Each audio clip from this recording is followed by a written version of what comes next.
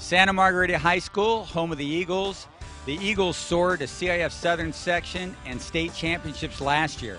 How high will the Eagles fly in 2012?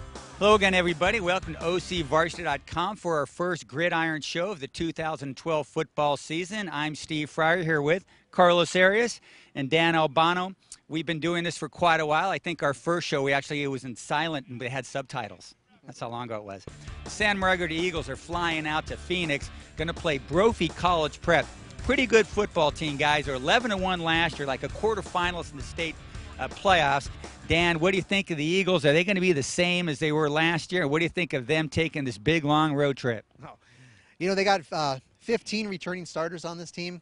I think they have 5 Pac-12 commits, and Johnny Stanton's committed to Nebraska. They're loaded. I mean, they have more starters back on offense than they do on defense, so I have some questions. But they have some of the best players in, Orange County. They might be the best team in California, and they're taking on maybe the best team in Arizona. For Brophy, this will be their second game. Will be the opener for Santa Margarita. But they got so many veterans. I think, Margarita's going to get the victory in this game. So 3 games in 2 weeks for Brophy College Prep? Yeah, 3 games in 10 days. Oh, my gosh. They don't have rules about that over there in Arizona? There's some states that do it this way. Yeah. All right. Well, anyway, Colorado River battle right here, Carlos. The Battle of Bullhead City or whatever you want to say. I know you know that area a little bit from your softball ventures out there. What do you think of this matchup, Carlos? I love when teams don't duck anybody, and Santa Margarita is not playing any tomato cans. They're going out there and looking for trouble, and I love that in a team. It's just it shows you got heart. You believe in your kids. I love that. So I'm really liking how they're starting off the season. And for more on Santa Margarita football, we caught up with Coach Harry Welsh and a couple of his players. These silly people are rating us so highly, and I think they want to sell newspapers or have people read their internet sites. It's totally different. The expectations for these great young men are so unrealistic. Nevertheless, it has been an interesting camp. It's been a very good camp. This year it's a lot different because we have so much more pressure on us.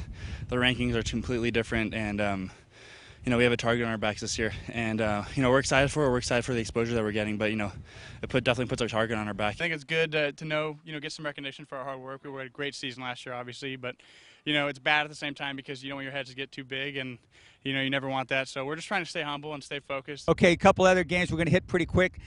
Game that I'm going to be at on Thursday covering is Huntington Beach against El Toro. I like this one a lot. We've kind of got the switcheroo here with Huntington Beach for the Sunset League going over to Southwest Division. And then we've got El Toro moving over to the South Coast League.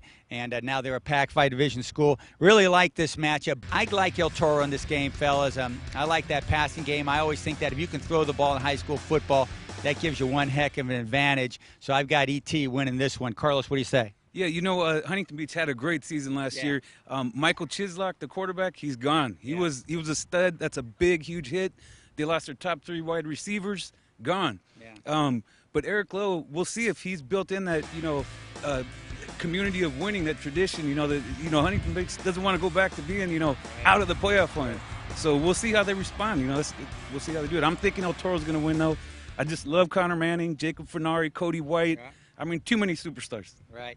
What do you think, Danny? Yeah, I'm picking El Toro too. I think I was at Huntington Beach doing the Sunset League preview, and the Oilers do have that winning attitude now, and they beat El Toro last year, and then El Toro won the big winning streak after that. So I think El Toro will be coming for revenge this year. But I think El Toro is going to get a good physical test. That's going to be their biggest challenge this year, is playing more physical football in the South Coast League, and I think Huntington Beach has got that Pac-5 mentality, so I think it's going to be a good test for El Toro.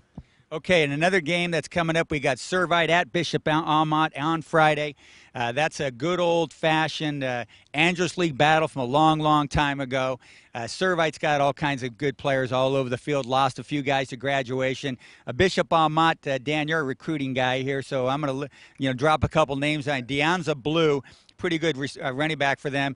And then they got a defensive back named Darren Andrews who's committed to Duke. So Amat's got some football players, but I just think that Servite's a little too powerful for Amat. Yeah, speaking of recruiting, I'm interested to see Neil Pau play. Yeah. BYU commit as a junior, the quarterback. We'll see what Servite's got going on at quarterback. Servite's got some new faces this year. A couple really good running backs, Charlie Ediaki, Moore is back, so we'll see. They're going to have a really powerful running game, but they're developing a lot of new stars. They really handled Bishop Amat last year, beat them 49-14. I think it's more of the same. I think Servite wins big on the road.